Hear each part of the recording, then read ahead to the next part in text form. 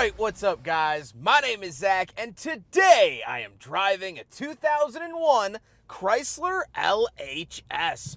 Up front is a 3.5-liter V6, and down below is a 4-speed automatic transmission. Now, I am super excited to be driving this LHS for a couple of reasons, but mainly the fact that this is the final year of the LHS badge. This is actually the second generation of LHS, and we reviewed the first gen here on the channel a little while ago. But this is the very last one. It's a very bubbly and round car, and I'm excited to share it with you here today. But if you'd like to submit your own vehicle and have it reviewed here on the channel, you can head on over to my website, zackpradel.com/submit.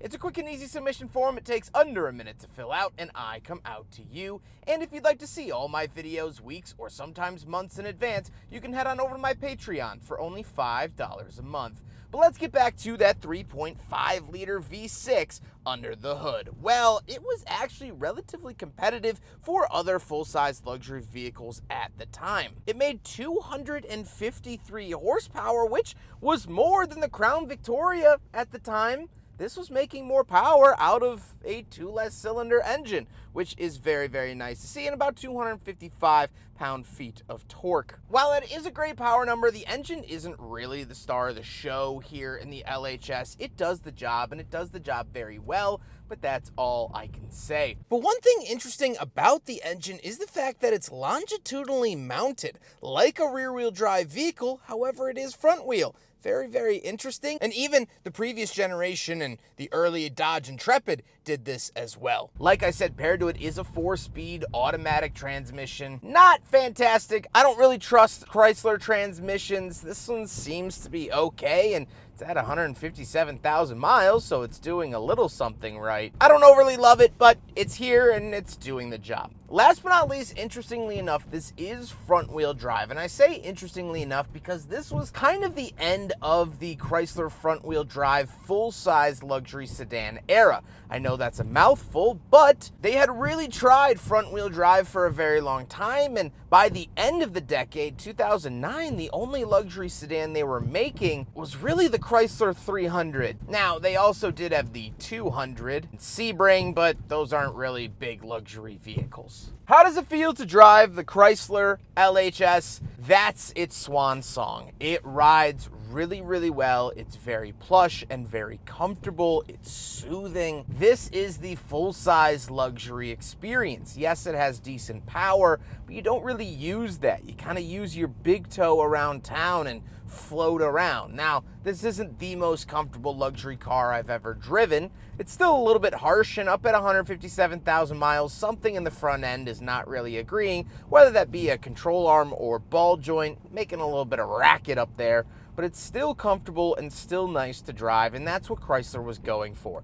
This was their big luxury sedan in a time where the big luxury sedan was starting to fade away. We'll talk a lot about that with the final thoughts segment, but overall, it's a nice ride, has great visibility out the front and side, and even the rear. It has a relatively big rear window. So, all green lights here for the LHS. With that stuff out of the way, let's talk about the interior. Well, in front of me, I have 4 gauges. Off to the left is fuel and tachometer, and off to the right is speedometer and coolant temperature. I love the style of these gauges, very Art Deco. Really remind me also of like the Chrysler Crossfire of the same era, although this car came first. On the steering wheel, we do get cruise control options and a big fluffy airbag, but that's it. And off to the left, we do have a climate control vent, headlight switch, gauge dimmer switch, and our trunk release down below. Moving on to the door, we do have infinity speakers. This is a very early 2000s speaker brand, but we do get them. Power mirror switches, and then we have our lock and unlock latch you get in and out, and our power windows. Moving into the center, we do get a small clock. I love when Chrysler used to do this. Really nice attention to detail that they didn't have to do. We get 3 symmetrical climate vents, and then we get our climate controls. They are working flawlessly here today. As you've noticed, it is the middle of winter in the northern Illinois suburbs, but this will go up to 90 degrees, which I am very, very appreciative of. Down below, we do have an aftermarket radio. The standard Chrysler radio has been removed, and then we do get our CD player. This is the factory CD player from Chrysler. We do get a cigarette lighter, an ashtray, and the shifter. The shifter is very, very 90s Chrysler, which isn't necessarily a bad thing, but you know, here it is. Then we do have pop-out cup holders. So we will do a big freaking bottle test, and with a little bit of shimmying, a little bit of elbow grease, it actually does fit in pretty well. It doesn't seem too happy about it, but it works, and I will give the 01 Chrysler LHS a pass for the big friggin' bottle test. Then we do get a center console and the seats. The seats are amazing. You sink right into them. This one's a little bit worse for wear. However, it is very, very comfortable. So incredibly comfortable. And that is the best part of the LHS, is you really, truly just sink right into these seats. It's such a pleasurable experience. And that's what I would want out of a full-size luxury car. I could take or leave the big V8. I could take or leave which wheels drive it, but it has to be comfortable, and the LHS is no exception. The seats are memory and heated, so that is definitely another nice benefit, and I'm enjoying the heated seats here today. However, speaking of seats, we do have back seats. So let's go do a back seat review. All right, getting in the back of the LHS, and just look at all of this room right off the bat, but we can stick our toesies in, and there we go. As you can see, knees are not hitting the seat in front of me. Tons and tons of space. I love this older design of the seat, the sort of ribbed middle with smooth exterior. I just think overall it's a very classy and luxurious look. Down here we do get two climate vents. You can't change their direction or anything like that, but at least you get something. And we do get this little slider. I guess you could do up and down, but that's pretty much it. And we do get a center console. It is so cold, it's actually forming ice in here, which is not great. You can open that up. Very, very cool. Overall, tons and tons of space back here. This, I mean, the front is super comfortable as well. So I don't want to say like this is the place you want to be, but if you were back here, this was a very good place to be because it just is so comfortable, and you really feel that 113-inch wheelbase when you stretch out. You have so much space back here. This is truly a full-size luxury sedan, and I like that a lot. We do have a little bit of Chrysler trim issues, but barring that, this is a very, very good spot to be in. And just being in the back of Chrysler products from the 2000s just give me so much nostalgia. So I'm going to spend a little bit more time back here, and then we'll take a look at the trunk, but this is just so great. So great. A little bit of wood accenting. Absolutely love it. Here's the back of the Chrysler LHS. So coming around the back of the LHS, just looking at it, you could see that trunk lid goes pretty far. And that's because it's a giant trunk. You could see, I mean, there's almost an echo to the very front. This is when American cars had giant trunks. And nowadays, that's just not really the case. I mean, I can't even reach that box at the very back. I would have to like take a step in here and then go get it. Like, that's how crazy deep this trunk is. Don't mind how long it took to get my leg back out. I'm not proud of that.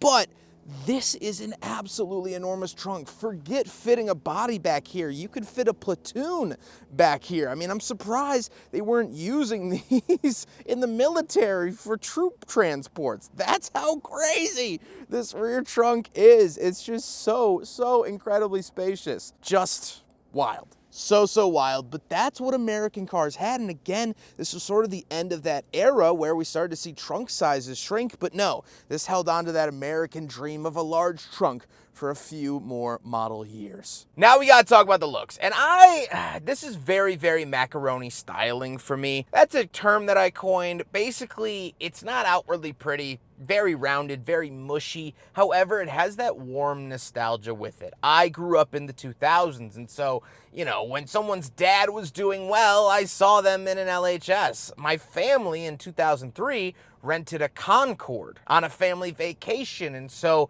I have memories in the back seats, and just all around I have very solid nostalgia of this car. I love that it's this sort of dark burgundy. I think that's a really nice touch, and you don't often see that with vehicles like this. So overall, I like this a lot. I don't think it's very pretty. You know, I don't think anything from this era was like super attractive, but it does the job, and that's all I can ask for here from the Chrysler LHS. I do have to say with the exterior as well, this car is deceivingly long. It looks small in some pictures, but when you get on the side profile, this is a big boy. It's over 17 feet long. That ain't short. With all of that being said, let's get on to my final thoughts. What do I think driving now the second generation and final model year of the LHS? Well, first of all, I like this car a lot, mainly just because of the nostalgia. I remember seeing these, and seeing one that isn't completely rotted into the ground is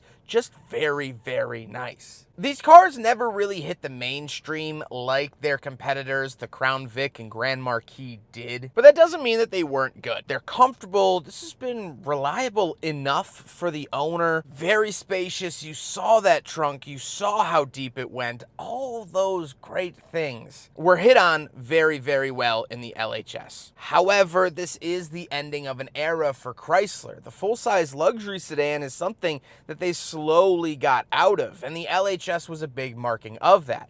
People joked that LHS stood for Last Hope Sedan, because Chrysler was in dire straits yet again in the 90s. But what's funny is that name was given to it in the 90s, and they still went on to do a second generation of the LHS. This is equivalent to when they did season 2 of 13 Reasons Why. The lady's still dead. How do you do a second season of that? You know, it's incredible because Chrysler will hit rock bottom and still get out a shovel and keep going. It's so weird to me. It seems like Chrysler should have shuttered its doors 30 years ago, and yet they're still here. The LHS didn't work out in the 90s, and yet they still redesigned it and tried to make it work in the 2000s. And this car still lived on beyond 2001. They just switched the name to the Concorde. And the Concorde was a cool name, and they changed the styling a little bit, but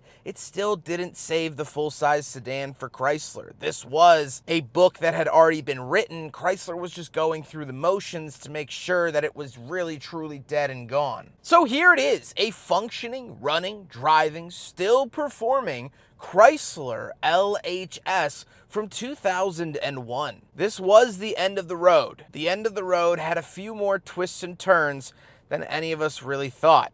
And this is one of those bends. This is one of those S-curves, one of those gleaming moments where maybe it's not the end, but at the end of the day, it was the end. But at least whoever bought them were comfortable in the meantime. I hope you guys enjoyed the video. Huge thank you to Michael for letting me borrow his LHS for today's video. This vehicle is for sale as of the recording of this video. I can't say if it's still for sale by the time the video is released. However, if it is, you will see a pinned comment down below if you would like to purchase this exact car. But I hope you guys enjoyed the video. Don't forget to rate the video, comment on the video, and subscribe if you really liked it.